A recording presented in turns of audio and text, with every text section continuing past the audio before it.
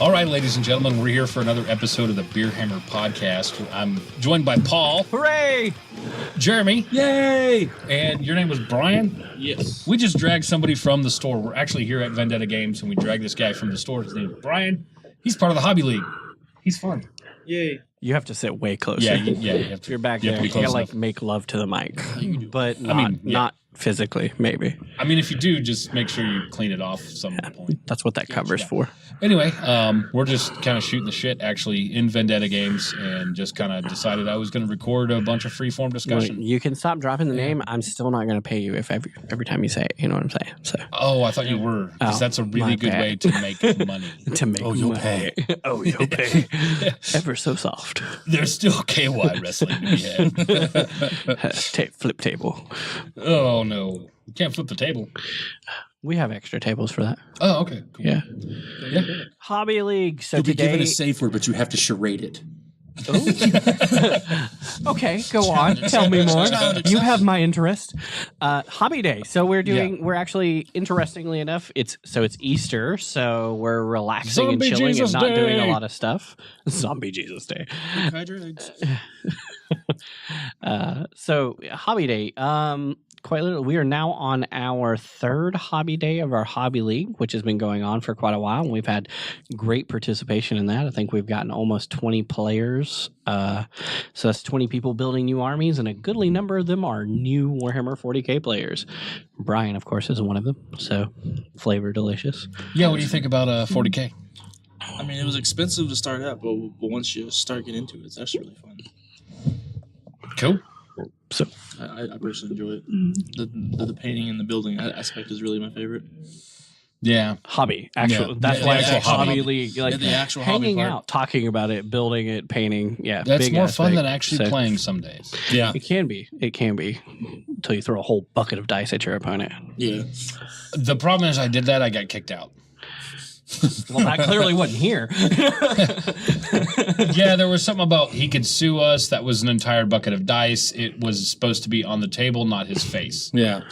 Well, I mean, that's between you and You're him. supposed to right? pour the So- dice at him, not actually hit him with a bucket Oh, full was of I supposed dice. to take the dice out before I Yeah. threw them? Yeah. Yeah. Oh, yeah. Oh, A bucket okay. of dice doesn't mean throw the bucket He and the didn't even dice. take the lid off. Oh, my gosh. Rude. I don't. How dare you? I don't fuck around with foreplay. I just go right to it. I'm in it to win it, bro. He's unconscious. I call that a win. This is gonna be the best 20 seconds of your life. Disqualified.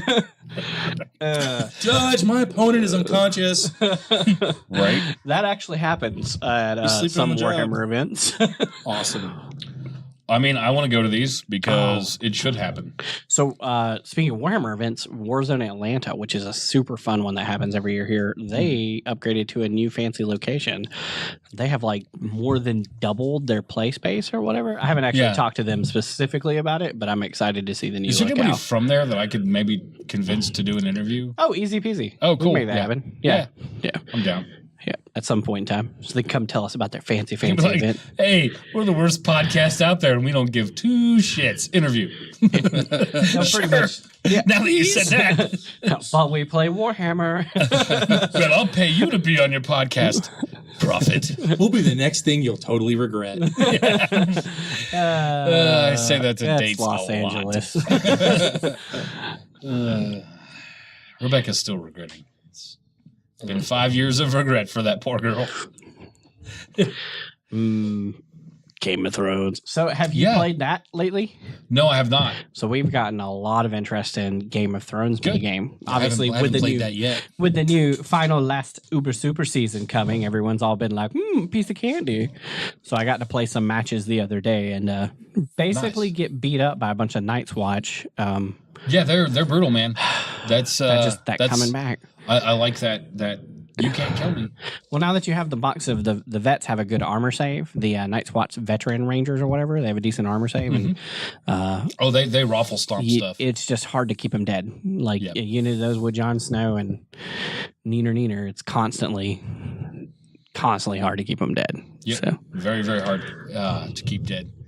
Yeah, actually, I've been playing more the other side, or not the other side, Malifaux lately, and a little bit of Gates of Antares. With you remember Nathan? Nathan, yep, of course. Nathan Tucker. Yeah, he worked here with us. So okay. yeah, he's one of the commander guys on Tuesday. He Okay. runs the I shop didn't know on he Tuesday. was working here. I knew he played Magic up here and did a lot up here. He is a minion official now. So Yeah, he is level 1. Ooh, level 1. I hope he gets to level 2 soon. We'll see. That Depends. matters. That I mean, makes the world- Antares is important. So, but so Antares that runs like bolt action, Right, correct? very similar. It's a little bit different.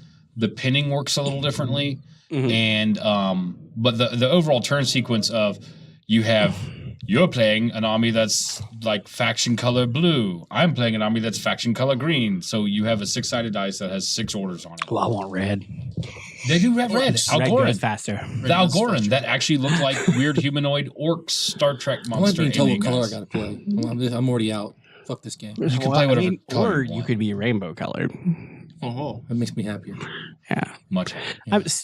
Faction wise, isn't so? A lot of the factions in that game, if I'm not mistaken, are like panhumans or something. I don't remember what they call it. The basic story, the basic plot behind the game is this Star Antares has this gate network that lets people basically Stargate / warp portal / every sci-fi FTL I dig it. I like plot it. fix Stargate, for excellent. traveling places. Like but these gates it's literally like a slap chop and a George Foreman all Right. together. Yeah. these gates rise up cheeseburgers. out of the sun's corona, and you can fly ships through them, kind of Webway-esque. Funny, the the game was sun's developed corona. by Rick Priestley, and it lets you jump through. Super secret way. No one will ever think to look behind the sun. Right. Well, they rise up out of the corona of the sun, and they stay up, in the orbit of the sun, kind of like a Dyson sphere, for several millennia to several centuries, and then they'll fade back down to the corona, and they kind of pop up and go down, kind of like a weird cosmic slow moving whack-a-mole game. And so you have to jump through these gates to go to different solar systems. And so as the ages of time have passed on, there's been 7 times where the gates have almost all disappeared and all interstellar travel has been cut off. And so warp storms are terrible. right. And so this point, everybody's getting back acquainted. Well, they created the advanced fastness of, mankind has created this nano network called the MTEL. And so basically everything, their technology, everything is nanites. You're suffused with nanites, everything. Like if you're like, I like to work out a lot, go hiking and run around, and I strangely want to shoot things. I don't know why. All of a sudden, the nanites in your system will tell you to go join the military. So you live in this like utopian Gene Roddenberry-esque society that's not really utopian. that sounds fun. Gene Run. Yeah. Let me just plug this in here real quick. replicator. The replicators are down. But so the MTEL, as it's known, is that. So there's the Panhuman Concord, or C3, which is the biggest version of humans, and they're basically kind of neo-human, transhuman-esque type. We are humans and nanite combined. And then you have they call them Nuhu, N-U-H-U, as in new humans. And they're the ones that have become, like the nanites have actually made them aware of the MTEL. So not only do they say, oh, well, I'd really like to join the military. They know that it's coming from the nanites, and they can talk back to it sometimes. And so they tend to be the leaders and politicians. Good morning, Sam. Right. Would you like your coffee black? No, I think you'll have 2 creamers. I will have 2 creamers. Thank you. Right.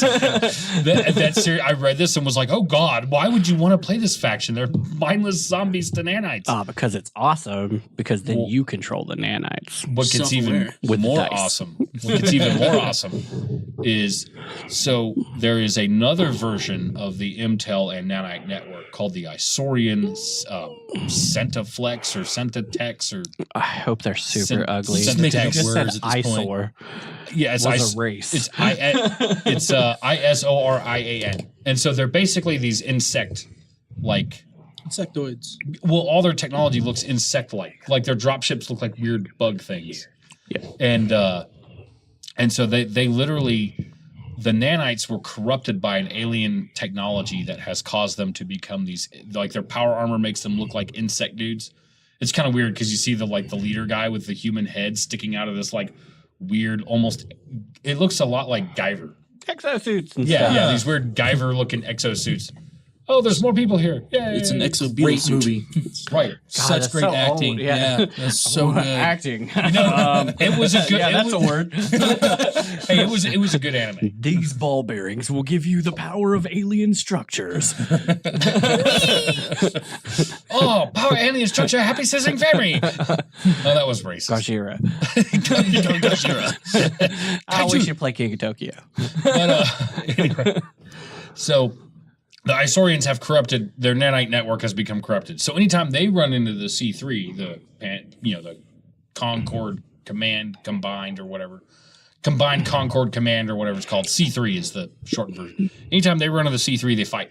Yeah, Like Kung Fu their fight. nanites live on North Grove. Your nanites live on South Street. Yeah, it's you just not good. wrong yeah. sides of the Wrong side, neighborhoods, and your nanites don't get it wrong. So There is another faction that was there was a bunch of humans that colonized this one area of Antarian space that when they were cut off, their physiology like evolved differently, and so they look kind of like lizard Klingons.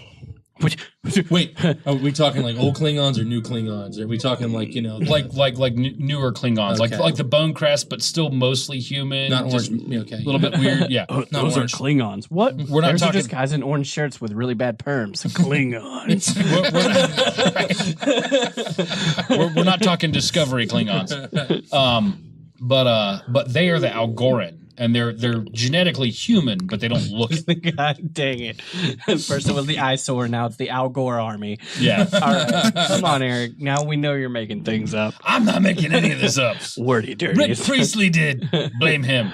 Can we get him on for an interview? An Ask him. Can we make that inconvenient happen? game. I don't know. I'll be like, hey, Rick Priestley, I'm like the only person in Georgia who plays Gates of Antares. You want to be on my stupid podcast? Oh, sure, mate. I Cheers. press buttons. But then you have the Gar, which are basically this other like race of weird clone humans. Are they that- alligators? No, they're they little. fish? They're basically goblins. Ooh, well, hello. They're goblins with giant mech power suits Oh, that are incredibly Go on. warlike and want to destroy everything. I'm liking what I'm hearing. Are they Yeah. actually goblins? Yeah, they look like goblins. Yeah, Sweet, they look kind of like goblin-y, gremlin-y things. Like, solid plan. but they also are a divergent genetic human offshoot. So speaking clone of other thing. weird ass games that you Yeah. play, have you yet, as of yet, in this long, long time, forever wins, gotten to play that one game about by Malifaux with the shit tons of stuff? The other side, no, Yes. but I brought it so we can test it out today. Awesome! We're gonna do I'm it excited. today. So much excitement. Drugs. All right, excitement done. I'm on heroin. What? Drugs No, are bad, okay? Yeah. not unless it's heroin. I mean, wait, no, it's bad. Eat Anyway, flesh. but yeah, I did bring all that. So you have the Gar. Then there's my favorite, which is the Freeborn, which are basically space pirates. Do they not have That sounds nanites? fun. They don't have nanites. Yeah. They use some of the technology, but it's Those also guys are effed. no, they're not. They're the merchants and traders, and they're the like pirates, basically. They're the ones who actually control most of the space travel and I their think Ice guilds and Pirates, but houses. not as cool. Way cooler. They actually have their ferals because they have 3 different levels of like house troops.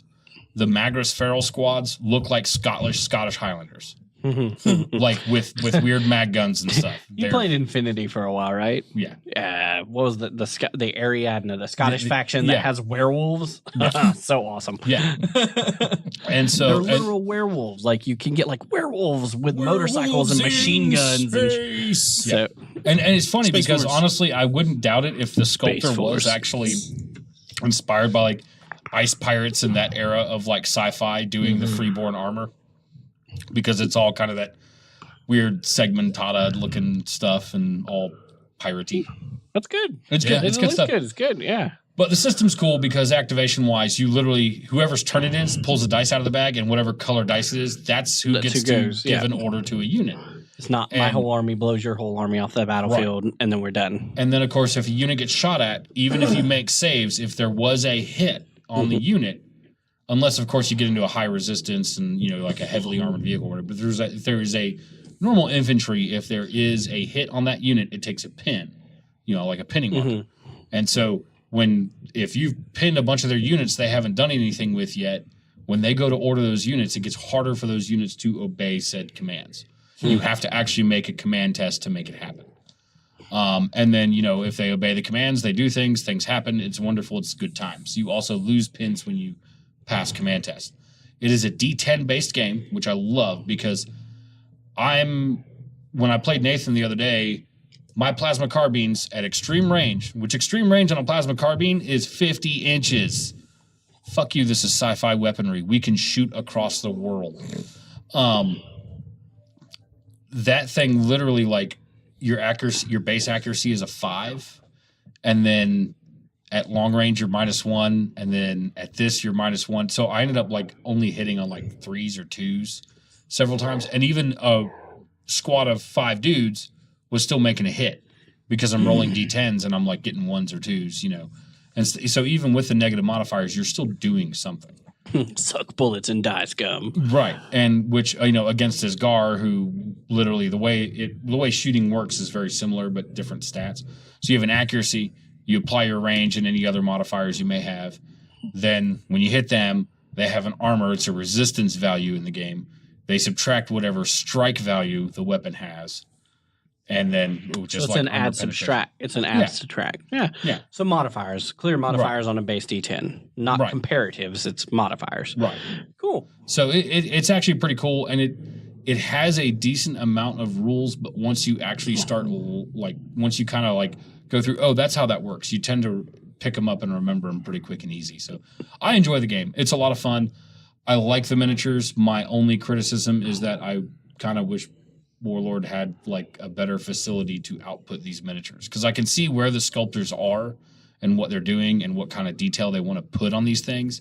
But I think a lot of their stuff across their lines, they just don't have the money because they're not, Games Workshop, the big guys, to put out the level of detail and quality that they want. I'm not 100%. I don't know Warlord Games scenario whatsoever, but I do know that I've been playing some of their games in various iterations for a long, long time, and you can definitely see the improvement.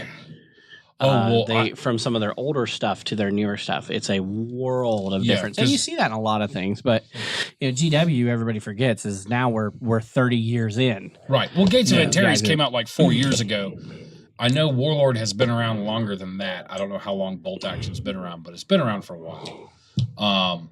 And I know that they've been doing this stuff, for probably at least a decade, I would say. And they're, don't get me wrong, their quality is good. Like, their miniatures are good. I have and their plastics are good and stuff like that. And the metal stuff is pretty decent. It's not like crazy flash mold lines all over it or anything.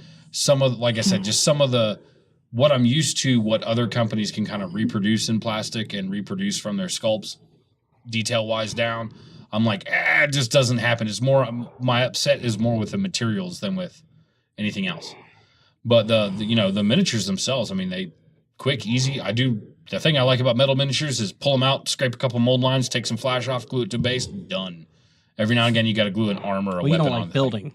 So. I don't mind building. I do like building. I used to hate building. Now I actually really enjoy building. You used to hate building. All right.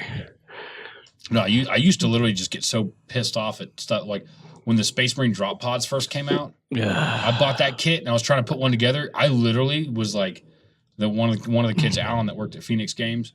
I was really like, dude, I will pay you to do that fucking thing for me. I'm not touching it. It's pissing me off way too bad. And he's like, yeah, no, you need to do it. I'm like, I'm gonna burn you alive. So much hatred.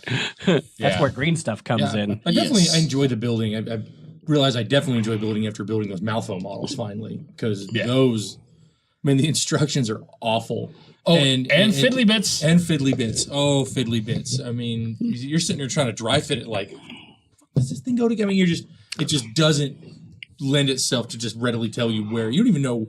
You have to sometimes just figure, the instructions are so vague and you're sort of like, is this that piece? I think it's that piece. And you're like just trying to like, no, it doesn't fit there. And then wait, it's this piece? I love how in miniature wargaming, just in general, or in miniature modeling, in miniature kits, a lot of times their version of instructions is just a picture of the model or a picture of the model blown up with little dotted lines from location. There's no like what order to put it together a lot of times or whatever. It's literally just like, these are the bits we gave you. Please enjoy. Figure it out yourself. Have fun. That's about it. Yeah. Brain power. You know, when I tried to talk Rebecca into playing 40K and all that stuff with me, and I handed her some models, said, here's how you build. This is this part of the hobby. I like doing this. Let's do this together. And she goes, okay. And she got like 3 things glued together, and she's just like, fatness! It's like there's like things glued to her fingers, and you know, one of the cats is gun glued to her hair. one of the cats is stuck to the wall. I'm like, how the fuck did you do that? What the hell? You know, That's my familiar. It gives me more spells. but See how it flies? it's not flying. It's stuck there. It's flying. It works. It's You okay. don't see that hot glue at all. It's pining for the trolls. But you know, I realized that I realized how much like GW instructions have vastly improved because it was an older Space Wolves kit. So it was the older style instructions that was just dash lines. This goes here. And it would just like have like 8 parts with different dash lines, not indicating that you have an option and you could put whichever one of those 8 parts you want there. And that's why she was getting so confused and That's in the frustrated. day before there were numbers on some of those sprues Yeah. too. Right. Like there's a few sprues out there here, and every now and again you'll buy something and you'll be like, this is really what shoulder pad is that? Where are the instructions? Instead of nowadays it'll be like, please apply shoulder pad 8 to. Please apply finger A-B to butthole C9. Don't forget the super glue. And that must be a Slanesh model. That'd be hilarious. They should do that. Little Slanesh demons, like the blue horrors and stuff. But instead of blue horrors, they're just like weird little leprechauns with their heads up their own asses. That'd be amazing. I like this game already. This is interesting. They could do it. Tell Games Workshop. You're gonna get millions. I promise. I mean, yeah. Good. No, I don't think they'll go for it. No problem. Got one pre-order right here. Make it 2. Look, guys, I've got something. I just got 2 pre-orders already. I These need guys have promised leprechauns me. with heads in their booties. Leprechauns with heads in their asses. Let's do this. Our only hope is we catch a shot caller on his last day. Right.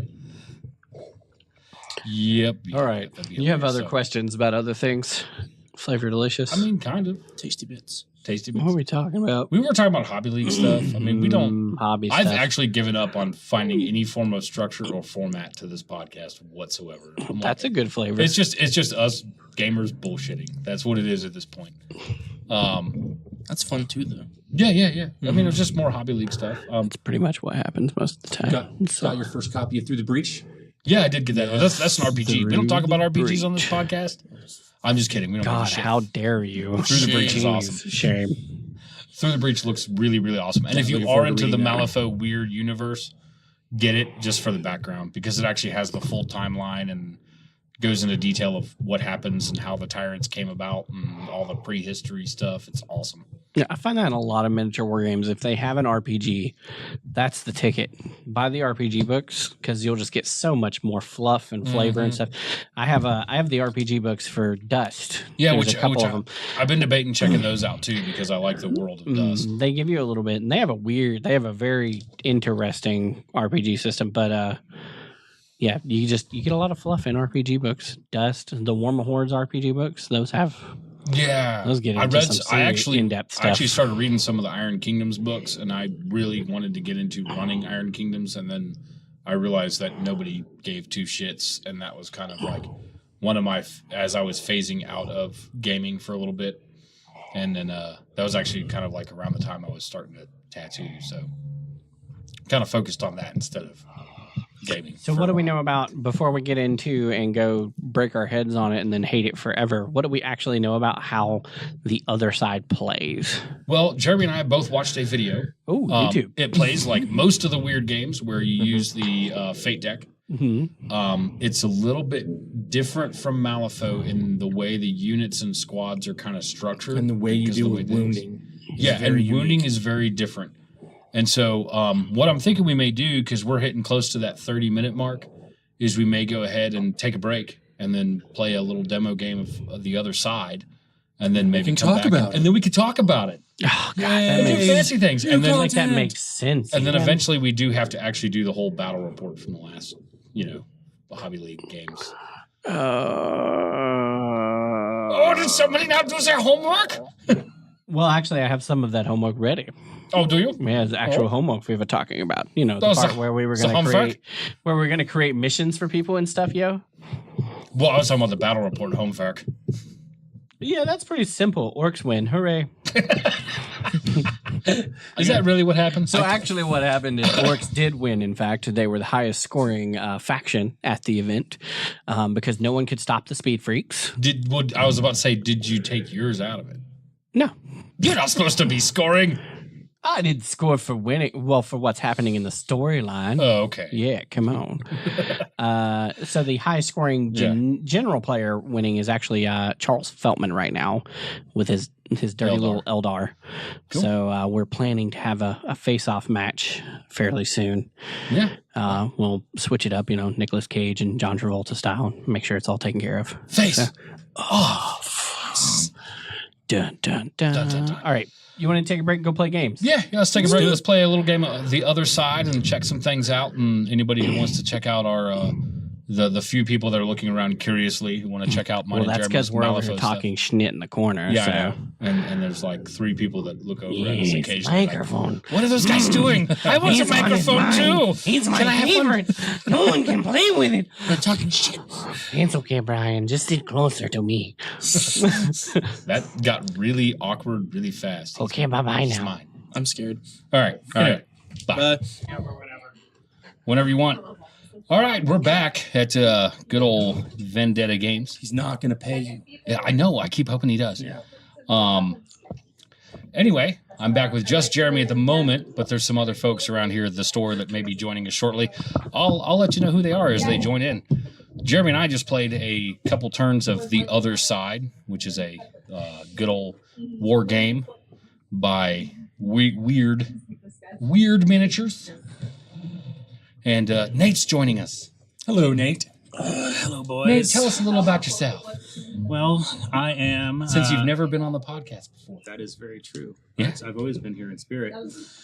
So I am a loyal son of the Emperor in all things. Also, He's a kiss ass. What's the language policy on your show? You can say whatever the hell you want. Yeah, watch your fucking mouth. Fan-fucking-tastic. I'm also a loyal son of coffee. I'm going to indulge in that right now. Coffee. This is the Beerhammer podcast. Oh, fuck you, sir. All right. So I've been in Warhammer ever since my partner Paul got me in. Basically, one day he says, "Hey, Nate, you paint, right?" I do portraits and stuff like that. It's like, "Sure, Paul." And he goes, "All right, paint this army that I just got." So I went, "All right, let's go." 2 weeks later, I had 4 armies. That's how it works. Yeah. eBay. eBay found great. it. He found it. He was like, "Wait, I can paint these and sell them to people?" Yeah, yes, you can. True story. eBay. eBay is good. Oh God, eBay models. Oh, Yeah. I have a love-hate relationship They're with. horrid. They are horrid. That's how Such I a learned bad- how to paint bad models first. Yeah. So, yeah, you never know what you're going to get. Everybody does that. So Purple power. Nate and Paul are watching a little bit of the Other Side game that we played. And it plays like a lot of the weird games where you use a fate deck. It's all based on how much you beat someone by. You get special little actions and bonuses. And gibbering hordes ain't nothing to fuck with. Yeah, they were fun. That was such a bold job, dude. Oh my God. So for the listeners who are unaware, Keep them unaware. It's funnier Jeremy that way. was playing Gibbering Hordes, and Eric was playing, I don't know what it's called, but Wakanda Abyssinia. Forever. Abyssinia. Wakanda. And basically, when the Gibbering Hordes, which is an army full of Murlocs, of demon Murlocs, when the demon Murlocs got to the Wakanda warriors, Well, it's things Murlocs and died, demons. But then the Murlocs came back. They Yeah. just kept coming back. It's Murlocs and demon centipedes and other things. There's actually a big unit that's like a Murloc that's like this tall. Excellent. I want that. For listeners at home, that was about 9 inches. Yeah, that's That's what I what he told tells her. his wife. Yeah. If you're going to dream big, bro. I had to think really hard about getting back into, miniature games. Would you 'cause say they're that it doing was girthy too? I would. I would right, say that yeah, it was girthy. Not fantastic. quite a beer can, but Yeah. At least it'll pass the Michelob double Ultra It'll can, pass the maybe? double Red Bull test. Yeah. Fantastic. That's what matters. Double Red. It was a lot of fun. We did see some of the unit stuff. We didn't go into all of the exact rules and minutiae. Well, that requires reading. Right. And as Americans, we're generally against that. No, I look at pretty pictures.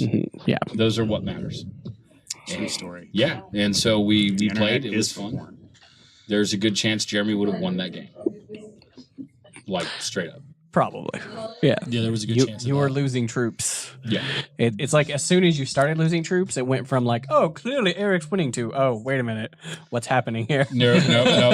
Once Why do those bugs keep coming back? once I mean, he he was- closed the melee, I was kind of screwed. He was losing troops too. He just got to bring the little bastards back. Yeah. Oh, you know something we didn't check out? Can you retreat from melee and shoot? Yes, you can That's a disengage. big one. I don't believe you can shoot when you disengage.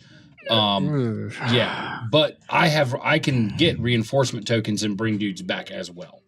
Oh, It's just a much slower, more involved process, and I think it's only one model that I can bring back per so many I things. think he or was whatever. eating more than one model at a time. I think so too. So it would have been a battle of attrition, and he probably would have won because he was bringing back a lot more than I think I could. You clearly need giant If robots. we were playing that right, we're not 100% on that. Yeah. We don't know exactly how well we were playing it, and maybe one day I'll find out. The natural solution. Today is not that giant day. robots. No, I've had that game I don't know how long, and I've finally got to play a game of it. Since the first time I went to your house, you showed me that. Paul, look at these cool little models. Oh, we should play that one day. Still, today's the first time. Yeah. That's bad. Yeah. So however many podcasts it's been since Paul joined us, that's how long I've at least had the game that long. In the ancient way back wins. Yes. In gaming world. Oh, something a neat month we learned recently. I don't know, have you told the podcast listeners about your swanky IKEA cases for displaying models? Oh yes, the swanky IKEA Detolf cases, DETOLF. They're $59.99 US dollars, and then you can buy the fancy little lights with them. I think the lights are around like $8 or $10 or something, but they're cool. They're little LED lights that actually easily mount into the top of it, and then have a little switch on the back, and you can turn them on, and they're all fancy. And the cases are pretty easy to build. Full glass, except yeah. for the rails that actually support the glass. They're very nice.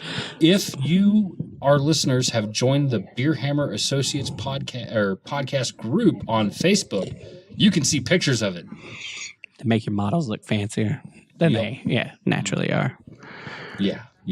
Fancy models. And at that price point, $59.90, that's for a glass case that's like 5 feet tall. It's That's- over. It's over 5 feet. Yeah, that's nothing. Motherfucker. Me and Nate are buying those. We didn't even talk about it yet. He doesn't even know. They're probably about 5'8", 5'9". Yeah, Because they're. I think the top. I'm planning on buying. You didn't tell me about this shit, Paul. Eric told me today. All right, hold That's the all table the down. picture. Just hold the table down. My erection will get only so big. You have to go flip that table over there. Only the flip table is for those things. That's in the name. Yeah, you can't flip this table. Plus, you might owe me for any equipment that gets broken. Oh, that's expensive. I mean, some of it. If you break a cable, you'll probably make out okay. Oh, that's nice. Yeah, $59.99. It's got full glass panels all the way around, rolly things on the bottom, etc. Door opens, light goes in it. There's a black frame. This is the white frame one, but there's also a black frame one. So, The casters on the bottom do not come with it. well, I mean, honestly, I don't want my glass I would take case to casters roll. off. Yeah, they don't. They don't. I mean, do you see these assholes over here? Yeah, They're just going to push that shit around. yeah. You people look like assholes. He does the Queen's wave. Just so you know. Why, yes, man. Why, yes, I am. Just so you know, our friend Peyton, who reminds me a lot of look at Captain that one. Caveman, That's the black turned around brown and one. gave That us the looks Queen's good. wave right when I called everybody assholes. That's the gaming group that we have. Yeah. Good people. Well, you Welcome don't have to a the gaming Zeta group Games. until you can call them assholes. And they go, why, yes, sir. That's me. Yeah. Yeah. I did, Very true. I did, in fact. Or they roll a give you the 6. response, suck it, get good. Suck bullets and die, nerds. Well, you're a bitch. I find that is still as effective as in debate club. Right? THACO stands for you're a bitch. God bless Yeah, it. but no, we should definitely get a lot of these for the shop. Oh, I yeah. like Yeah. those. Yeah. Yep. So There's going to be so much more painted fancy models everywhere in the store now. we had fun with that, and we are continuing on. Did you get the? I saw you tabulating things on a notepad. I was writing down basically the list of the remainder missions for our hobby league, the name of all the people that we would like to murder, but essentially the current battle report. That's a for the hobby really long league. list if you included mine. And we also Huh? neither of them really People have I want to murder. No. That's only upwards during of the hobby 7 league. billion. Only hobby league things that we want to murder, not Oh. like actual lists of people to murder. This podcast is Oh. only 1 to 1.5 hour long per section. We don't condone murder. Well, yeah. That's a gray area. There's condone, and then there's other words. And in that gray area, yes, we do condone murder Some days. I mean, yeah. all by days. flogging. Ooh, that's fun. also and- a religious experience. And Yeah. defenestration. You'll see God. Nothing like Is that defenestration. blood spatter on the floor God's face? If we got on the ham sandwich, It is. I swear to God, he fell down that elevator shaft and landed on those bullets all on his own. All 22 he of left them. a suicide note. Life is shit. See it? He even pooped on it. Kersplat. We're not talking about miniature gaming anymore. So Of course the, we are. This is exactly what you talk about at the miniature table. Right? Exactly. You enter your movement phase, your shit talk phase, then your shooting phase. then more shit talk Because phase. you've forgotten your well, you got to psychic interrupt phase. with the shit talking phase again. That's true. Yeah, You got to spend command points for that. It's So speaking of it's segues, what kind of missions are we talking about doing? left ones, only left ones. Only left. Yeah, so I don't know what we're talking about now. 'Cause I was missions are thinking around about- the hobby league. Oh, the hobby league mission stuff. Okay, I was thinking about Malifaux, guys. Come on. I will turn this bus around. The gibbering hordes look cool as shit. I want Yeah. a bunch of little things that are going to go eat things, and I'll leave them near Nate, and they'll be painted fancy. You're a bastard. But Nate, they're really easy to paint. Zenithal shading, artist acrylic seats. Things are only you're pretty much done. No, things are only as easy to paint as how much I hate myself that day. Because I will add layers and layers until it ain't easy anymore. I'm telling you, don't do that. And I'm telling me not to do that too, but I know me, and I'll My tell me to shit's do it going to be later on. so fancy. Zenithal shading, a little bit of acrylic ink, and a We're wash. gonna have monocles and top hats. right. Why the hell wouldn't you Tail have monocles and top hats if you have Right? the option to have monocles and top hats? I mean, and there are If it's on a people Murloc. appropriate to eat in that in that game specifically, so I can like bastardize and cut up and kill some of those Kingsmen dudes, Yeah. and put 'Cause some they of gotta those go. Murloc things coming out of their Look, bellies. they have steam carriages with Gatling guns on them. Now they could be Murlocs with steam anytime I get carriages to doing paint things, drive-bys. anytime I get to paint things with my brasses and bronze and coppers, I love it. I love the way Well, the then colors you, go you together. would like the King's Empire, probably. More than likely. Planning on trying that Wednesday, so we're going to have a game night and get a few more games in of that. Ideally, this Wednesday, Yes. and I see some of the other factions because there's 4 factions total.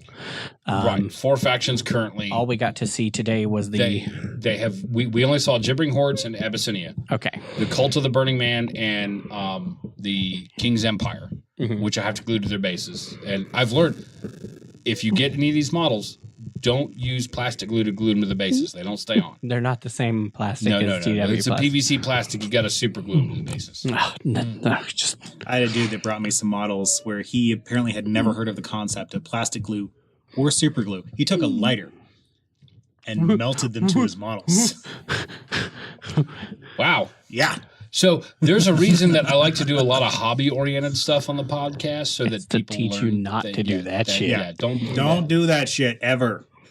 It's do not turn on the hair dryer to dry your models, and hold it 2 centimeters away on full blast. That being said, I've had a batch of towels sitting in some purple power for about 3 months now. Oh, I bet there's no paint on them. No paint, no glue. Models are fine. Yo, yeah. Well, that's why I like Purple Power's Power. Awesome. Purple Power and you Simple can Green. forget that shit forever. I I left a bunch of my old towel in a simple green solution. I actually did like 2 days at full concentrate, and then I poured the simple green back into the bucket, and then poured half back into the bucket that had the towel, and then half water. Did half and half. I left them in the half and half mixture for about a month and a half, and then pulled them out, and the paint just literally was like gone. Like just so the came right off. purple power, you don't. There's no mixing. It's literally you pour it they've been straight in out the tub straight of love and concentrate right for in 3 the door. months. nice. They are fine. Yeah. And that's the way and it just dissolves the paint totally. Yeah. It'll get rid of some of the glues too. Yeah, like unless super they've glues and used stuff. an enamel primer. Don't buy cheap Walmart shit. All right, so unless they've used Available at all Walmarts. No, negative. that's how you get punched in the dick. That's what we should do to people. Although I will say, for speaking of cheap, awkward primers that do cool things, recently I have learned with 3D printing, if you 3D print and you get all those little weird lines. So if you have a cheap ass 3D printer, like you don't have a real boy one, You can use a body filler primer. Yep, your auto primer that's body filler for the scratches, for filling little scratches inside of the car. Well, wham, perfectly done. Fills little gaps. It's all nice and smooth like and stuff. No more gaps It's in your butt. fancy. Yep, It's super fancy. You might kill some of the super fine details, like if you have insanely fine details, but if you're printing insanely fine details, you shouldn't be doing that on that kind of 3D printer anyways. So Yeah, I was laughing because they had an ad on Facebook, I think, for this, like, the world's biggest commercial or consumer available 3D printer, and it's like literally would be up to my waist almost as a box, and it's like and affordable, and I look at it, it's like almost $3,000, and I'm like, well, that would be affordable if I made money off 3D printing. Yeah. But I'm not gonna spend like it was like $2,790 or I something. mean, at $3,000, how many? I mean, the number of models you're going to buy at that. I mean, why have the printer? Just buy the damn models. Right. Yeah, less and even work. if you're going into production, a lot of them don't do the same kind of quality for anything that you would need to produce. No, Like most of the, like I love that our guys will bring in 3D stuff because they get access to it down at the college. But some of the stuff that they bring in is I wouldn't pay real dollars for it. I would think that the printers, what they'd be really good for, would be doing like bits. Like, I need 20 plasma Well, they do. rolls. That's They what do. they're You know, super now good that for. sounds like On- the way to go. on Shapeways, Thingiverse, and all that, there are guys. There's actually a store on, I think it's Shapeways or Thingiverse. Shapeways, you quite That's literally. Pongo's the monkey. Yeah, we meet that dude at Warzone every year. Very solid dude. Oh, awesome. He does extremely quality work. I personally buy bits from him all the time. I Yep. got these Mosin rifles with the sideways bayonet, Nice. old World War II style for some great troopers that I got. I love Nice. them. I love them intensely. Yeah, I ordered. He didn't have them at the time. I think he may now, but I ordered a bunch of the cyclic ion blasters for Tau at one point. That was all 3D printed I'm going to stuff. spam 1,000,000 boo-boo shots. Yes. Fuck you. My 3 Battlefield Force dudes, they do like 18,000 shots. Enjoy your dice. That was the bucket of dice. That was when I threw the bucket of dice. Yeah. You forgot to actually roll the dice, though. They said throw a bucket of dice at him. Yeah. That's what I did. I'm sorry, I'm your literal. opponent was Hey, knocked out, if- disqualified. yeah. You won. I'm going to If allow they're it. unconscious and can't roll dice anymore, Yeah. Judge. Yeah. You win. it's like Yeah. winning. Yeah, that's what I feel. That's why in Warhammer, just like a You make duel, a you slow should play. always have a second in case you get knocked out. No, but you also need a second thing of dice. So if you throw the first bucket of dice at him and it doesn't knock him out, you throw the second bucket of dice on the floor so you can run away. I mean, that could be that, but I don't All run D4s. very well. You don't have to. D4s will solve all the your caltrips ills. of the dice world. They can't even get up. Just pour them around them. Better nails, bitch. It's like old Empire Spearman from Fantasy. Oh no. I just want to the do little that goblins. in D&D sometime. Throw all the D4s around the uber powerful lich, and he's like, "Blast you!" That is how you seal him in. Exact description. Decahedrons and stuff. I decahedroned a couple people in my lifetime. I'm Yeah. not even going to attempt to say that word. It's not even a real word this time. Brian said Go it. to hell. He said it just fine. He's making Don't it tell up. Brian to go to hell. He's nice.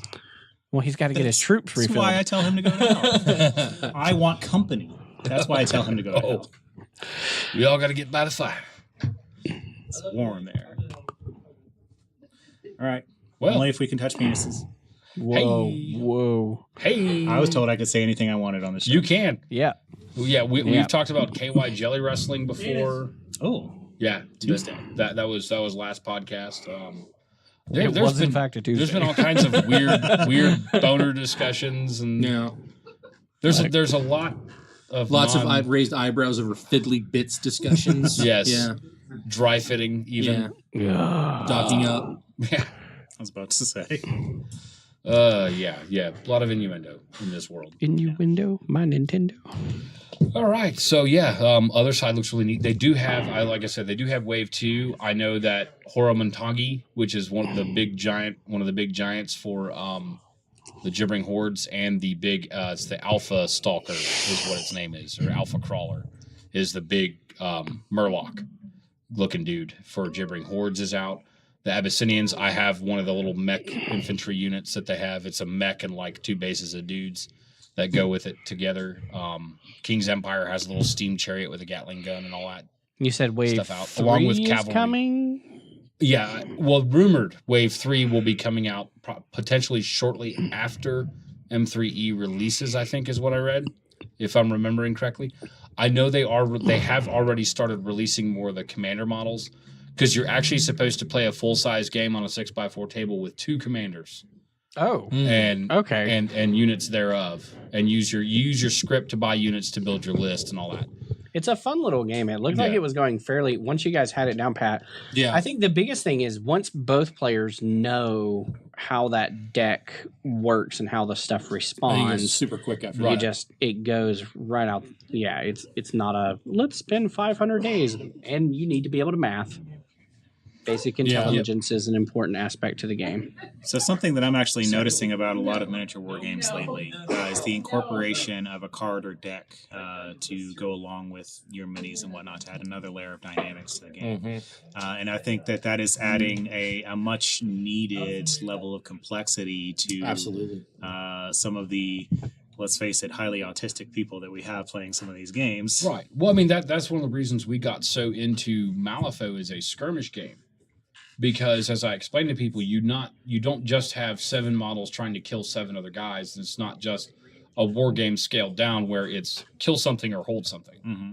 You actually have to run schemes which are, tokens that your models can drop using an interact action. That's a universal action.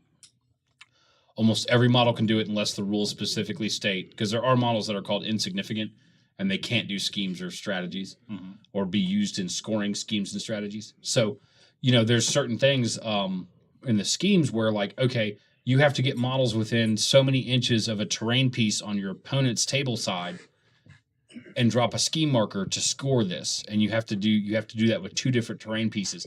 So it's literally like your models are trying to get into their territory and search these ruins for like an artifact or whatever you want to make up, whatever narrative you want to put to it. And you drop these ski markers, and when you do, you score a victory point. And if your opponent hasn't destroyed those ski markers by endgame, you get another victory point. Not to mention just the victory points for the strategy in general. And the strategy is the overall mission. There's 4 basic ones in Malifaux, and so there's different ones and different things. And as they release expansions, there are other books like the Malifaux expansions have like other strategies and schemes and things like that you can add to.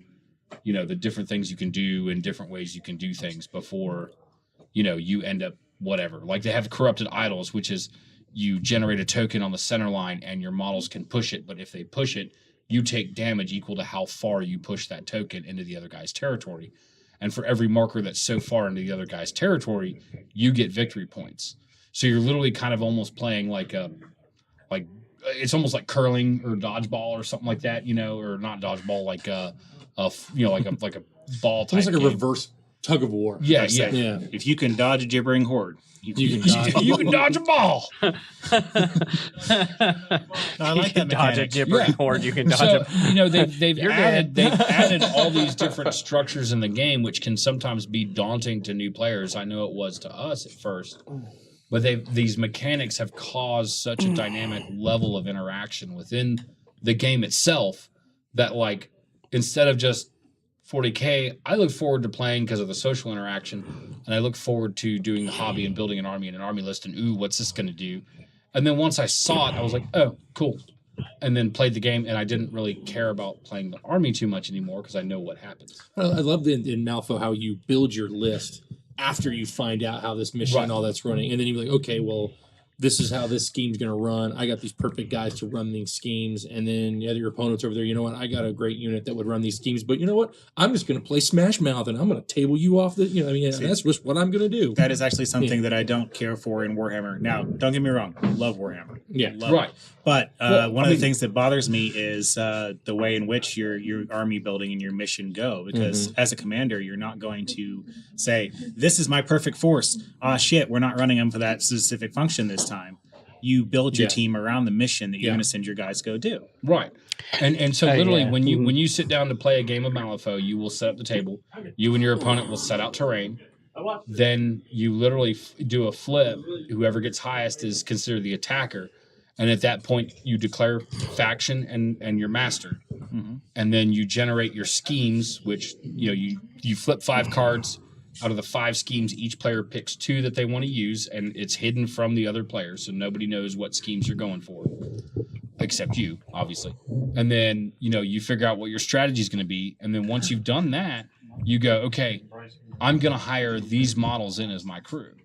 So if you like playing Neverborn, the more Neverborn models and masters you have, the more you can go, okay, cool, because you pick your master after you picked your strategy. So and then you pick your schemes, and then you pick your crew to go with it. Yeah, so that being said, if you want to be competitive, my opinion would be that when you first get into the game, really study the factions, find your rule of cool, find the one that you like the best, and dive into that heavily first before you start sampling other factions. So you can build yourself that, well, here's a very scheme running list, here's my very smash you in the mouth list, here's something that's kind of that in the middle of the two.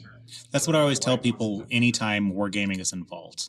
I sell more models just by showing people a wall of stuff and going, all right, pick the one you think looks cool. You don't give a fuck about what it actually does on the battlefield until you start playing it. Yeah. Once you do, like you grab the models you think look cool and you get real passionate about them very quickly. And you learn how they operate. Going into a new game, you're never going to know how to min max and optimize right off the gate. So you've got to have your slip ups, you got to have your fails, but you've got to have a good starting place. Yeah. So a lot of times it's those visuals that get you. And the first Malifaux crew I bought, I don't really use. Like I don't even use that faction, and I thought that was going to be the faction I got into because they were on my top end of, oh, this will be a cool faction and a cool, crews to use, and I like some of their crews. And then I started playing, and the Outcasts, which were actually my second pick for Rule of Cool, actually ended up, I got more into them as I learned more about the faction and the game and the crews and how they work. And now I'm like, man, I love Outcasts, and I also like the Neverborn as well. But I've kind of, as I've learned more about the game, I like one of the Neverborn crew keywords, and that's it. The rest of them, I'm like, nope. And it's the beater crew for basically the Neverborn, because each The Nephilim. Nephilim. Each faction has like a we're gonna damage the hell out of you melee crew. Then each one usually has kind of a range crew. Each one has like a summoner crew. Each one has a very scheme crew. And so you kind of go, okay, this master can do this master can do that. And like Jeremy was running, he started running his Neverborn with 2 masters. One as a summoner and one as, I guess Pandora is more of a scheme. She's more of a scheme, and also she's kind of a anti-Smash Mouth. Yeah. Because she has the ability to take whatever abilities you brought to the table. So if you bring in big nasty stuff, she's going to be using that big nasty stuff against you. Yeah, so and it adds that dynamic where, cool, I can kind of mix and match some of this stuff for what I want to do, and it was pretty formidable what he was doing. Now I was playing an outlaw crew that was all ranged, like scheme marker shenanigans. I steal soul stones because you have a resource in the game that gives you bonuses and whatnot called soul stones, which are kind of like your command points, but they do different things. And I can literally, they're an outlaw crew, so it's literally like the abilities are like, get them up, and it's like, whatever the model is gets stunned and drops a soul stone that I can get. I jack yo shit. Yeah, basically that's what I do. So spend your soul stones quickly. But that crew's cool, and of course the one cool thing about like some of the stuff, the Malifaux has done the weird guys have done a really good job of putting certain things, like my actual Outcast outlaw crew is the Parker Barrows is the name of the master. And then I have a character in there named Sue, who is a dude with a guitar that's basically Johnny Cash. And all his abilities, Walk the Line, Ring of Fire, it's all the Man in Black. That's all his ability names and stuff. So it gives you that thematic, like, okay, this guy's supposed to be Johnny Cash, like a badass Johnny Cash in the world of Malifaux. Like, I get it, Yeah. I mean, if you don't get it at that point. Right. And so they've done a really good job of putting a lot of that stuff in there. There's actually one of the masters for the guild is Sonia Crid, which they've, alluded to that's supposed to be Tonya Crid from the Gaunt's Ghost story. Female badass. She's their, female badass smash mouth, type master, kind of thing. And she throws burning everywhere and, does all that kind of massive stuff. fan of those stories. Yeah. Oh, me too. And so it's really cool that they have just, each faction has these different crews that can do different things, and different ones are good for different stuff. And so it's kind of like, no matter what faction you decide, you can get the master that plays to your play style. Mm-hmm. And then you can even, start mixing keywords and things like that. Because you can hire out of keyword, and it just costs more when you build your crew. But it's not that much more to keep you from doing it. It's just enough to kind of make you go, do I want to? To rethink your options. Right. I like that mechanic. I like the option. Just tempting you enough one way or another with those points. And we've decided too that we really like the because instead of using dice, you're using a deck of playing cards, and we like that because it gives you such a greater variable of okay, I can cheat fate, I can do this, I can do that. I get more options of things to do and ways to try and wiggle my way out and get what I want done, versus my opponent who's trying to stop me. Then I'm gonna roll a d6, 2 up, I hit, 2 up, I wound, and I'm screwed. I'm taking this much damage. Yeah. Because negative 4 AP, Yeah, I don't even get a save. Because when games with the dice, that's what it just feels like. It feels like you're just rolling dice. Or with the cards and your opponent's flips and your flips and the cheating fate and the controlling of your hand, it feels much more interactive, like you're actually controlling things and doing something about it. So one of the games that utilizes both the card and the deck mechanics that I've enjoyed lately is Song of Ice and Fire. Oh yeah. Jeremy has to play that with me at some point. But every time I've played it, I've had a lot of fun. Yeah. And it is honestly, I'm really glad to see games like Song of Ice and Fire coming out. I'm glad to see games like The Other Side, which is a newer one, from Weird. I'm glad to see games like those coming out, and some of the other games I've read about coming out having more to them, like you said, the cards with them and things like that, because then you get so much more dynamic range of everything. And It has more layers than just I smash my models against your models. Right. I take this objective. Which can make for a fun Sunday sometimes. Right. It is fun, But there's something to be said of when you're playing a game that has more dynamism than That's I kill, a word. I lose. Strategery. Strategery. I kill, I hold. I hold, I kill. I kill, I hold. Now, I've always I loved the notion of adding that level of complexity to games. It can be a bit daunting for newer players, but what miniature war game is not? Right. True.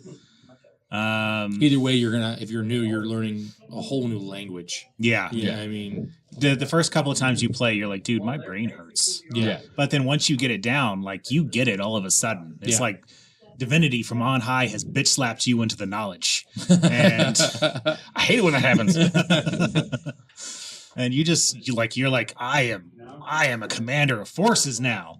And you know how to play. And it's no more of the second guessing yourself. You're like, fuck, all in. You're right. yeah. I force the command of the commander thing. So, But, yeah. it's I always have the most interesting games when I first start out. I always make sure that I'm sufficiently tired when I start to learn a new board game, so that none of my usual filters are getting in the way. And that way, I'm just like the knowledge is coming in and just balls out, push everything onto the field. I would be very interested to sit down with you guys at some point and play some of the Malifaux games. I've always had an interest in the models. Mm-hmm. I love the steampunk aesthetic of several of them. Yeah. And the horrid, almost Clive Barker-esque monsterisms of some of the others. Like the Netherborn. Yeah, like I said, I explain it as like Guillermo del Toro, Clive Barker. You're right. Even what's his name? Lovecraft? No, Nightmare Before Christmas, whatever his name is. Oh, Tim Burton. Tim Burton. Yeah. Tim Burton, Lovecraftian, like they include all those kind of aesthetics into their different models. So, and it makes for such a cool mishmash of, oh, you want to do this? Okay, you can play it. Yeah. Because I actually just got a new Outcast crew, which is the Summoner Master for the Outcast, which is Tara Blake or whatever her name is the obliteration keyword. And one of the models she has is the Nothing Beast, and it looks like this Cthulhuid looking just weird phantasm thing. And I'm like, I can't wait to see what this guy does. But it sucks too because with M3E they are releasing new models, and like in her keyword, a couple of the models aren't out yet. So I can't. So I can't. That's always kicking the balls. So like, because she has Void Wretches and Void Hunters, and she's got Void Wretches now out. So I have to. But the thing is, I supplement whatever else I want to do in the crew with versatile keyword models. Mm-hmm. I'm not paying attacks because they're versatile, and then I still get done what I want done. I can put my favorite little sniper, my Outcast sniper, that he can basically. You get 2 actions per activation. So when I activate him, I can make him focus, which gives him a focus token. And then a second action, I can shoot, and his gun has an ability where I can trade a focus token for plus 10-inch range. And you're playing on basically a 4x4 playmat, so I can go over half the play So area. you're gonna reach out and touch someone. Oh yeah. And then if I start building up rams on the suits, like what was it, Hinamatsu? I almost one-shotted that model right off the table. Yeah. Yeah. And he ignores armor and stuff like that. And so it's like, he's just nasty just to put in there because I can just one shot. All right, that guy's gone. All right, that guy's gone. Anything that has less than, anything that has less than about 6 health, which most things have about 5 on your minion level, you're just like, and bye-bye. And bye-bye. Fuck that guy, and that Fuck guy, that and that guy. That guy's cool, but fuck that other guy. Yeah, fuck that other guy. It's like, this guy's really well painted. How long did you take? I took 10 hours on this model. Get him off my table. I'm really excited to use him. Congratulations. No, fuck off. I'm done with him. Yeah. He is no more. No more. You guys educating Nate on Malifaux? Yeah, we've been talking about But it. it's always a discussing. game I've been very interested in. Yeah. As you you'd know, be we've had all aesthetic that for your- Malifaux for a long time. I've still got some lying around, and for the longest time for me, they've just been pretty models that I've really abstained from painting until probably tonight. Well, I will tell you this: if you want to, you can go to the Weird webpage, go to their forums. You can register on their forums, and then go to the M3E Open Beta section. And there is a sticky topic that says, M3E Open Beta rules, and you can download the PDFs of the cards and the rules for whatever factions you want, or all of them. They have a zip file that just gives you everything, and then you can actually look over the rules and all that for free, and get all the cards for free for your models. There's also the M3E Beta Crew Analyzer, which is what you'll want to Google search to find it, because the URL is outrageous. And then there is a M3E Crew Builder. That is. Why don't we, if we have the time, if we have the time, plan for the next hobby day to get together, we bring a few of your different crews, and we'll actually all sit down and play a game or two. That sounds good. Yeah. So we can actually see some of the different crews in action and how things work, stuff like that. Maybe me and Nate, if we get a chance, we'll pick some up and slap some together. Yep. Learning games do take a long time because there is so much to it that you can't just kind of go, That's we're going to any skip game, though. this. Trust me, we've taught so many people so many different games at this point. Yeah. The knowledge is real. Right? So it does take a minute to kind of gather everything, and you're going, okay, well, we've been sitting here for an hour and a half, and we're just now done with turn 1. But once you're done with turn 1, things get exponentially quicker. And then once you've played a few games, it's really like Joe and I actually played most of a game Wednesday night with our 2 crews, and we literally got to the point where I was like, okay, there's no way I can win this right now, with the way things are going. So I'm going to go ahead and give you the game. It was like turn 4, and we were done in like an hour and a half. I mean, it was like quick once, because we're both getting it down to the point where we're like, all right, cool. And we're not arguing and looking up rules or trying to figure anything out anymore. So it's just like, all right, cool. Yeah, my flip this, my flip that. Okay, cool. Damage value, double, negative, whatever. Take the lowest. All right, cool, done. And it goes super fast now. So once you get the hang of it, it's great, and it's worth it to learn it and you stay invested while you're learning it, because you're like, I want to know what this does now. One of my biggest appeals is just generally the difference between weird games and other war games. Just because they run off of the deck, it gives you a different feel. So it's nice to when you want to take a break and play something else, you can sit down and play a totally different feel of a game as opposed to a lot of other ones, which tend to be very similar. When you are gaming a lot, as we tend to do, it is nice to have that breakup of rules and not always not feel like you're sitting down to play the same game every single day. Right. Yeah, my only concern about it, it's not really a concern, would be at the competitive play level is people who are going to learn well enough to be able to manipulate the deck as they shuffle it. Like they've caught people playing Magic over the years. Every table clearly needs a deck person who just handles the decks, you know. Well, actually, in the Malifaux rules, we've never had this come up because we've always had our trusted group. Yeah. You can literally just go, I want to cut your deck at any point in the game, and your opponent has to let you cut their deck. Mm-hmm. Yeah. So, there is a thing to keep that from happening. Hey, just axe. Well, I can't use my fate deck now. I win. No, they just take all their cards and tape them back together and get really fucky rules. Right. Well, this is a 7 and a 6. Math. Which one should I use it as? I'm gonna burn it. You know, it's interesting because they go straight to win. With how many jokers are in that deck? Neener. With Malifaux, they have put out a lot of models that are in the boobs and butts definitely mature range of some of their female models. Yeah, and there was an online discussion on Facebook because Drive-Thru RPG put out a Fate deck that is like the it's all the female masters and stuff all like done as like Western pinups and things like that on these cards to make them look like these old school Western cards. There's a bunch of people going, this is just the objectification of women. And they're right. And they're all up in arms about there's no reason this should ever be a thing. Why is this a thing? And I'm like, have you looked at the damn models? Like, they have samurai chicks in lingerie and you're worried about this shit. Like, come on now. That's your complaint? I mean, if we're gonna really pull out the nerd here, samurai didn't really fight in that many clothes. So, but if they're talking about the objectification of women, miniature wargaming has actually come a long way with the inclusion of female models, especially recently. Right. Oh yeah.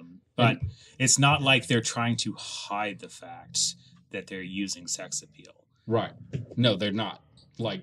They're not subtly slipping it in there. Yeah, I think I prefer when it's literally like, oh, these are sexy models, not sneaking in little bullshit snips. I prefer when a company straight up will be like, these are our fanboy models, like Raging Heroes. I would say, I don't know, the naval cadets for the naval cadets for Dust. Come on, right? Like that's very clearly. So that's awesome. If you want that, cool. It's there. It's available for you. And a bunch of Japanese schoolgirls with sniper rifles. Sweet. I saw that anime. Sign me up. Right. Nobody's going to argue. Yeah. No, it's the internet. People will troll where they will troll. No. Oh, it's hilarious. And they also did an 8-bit pixelated version of all the Masters.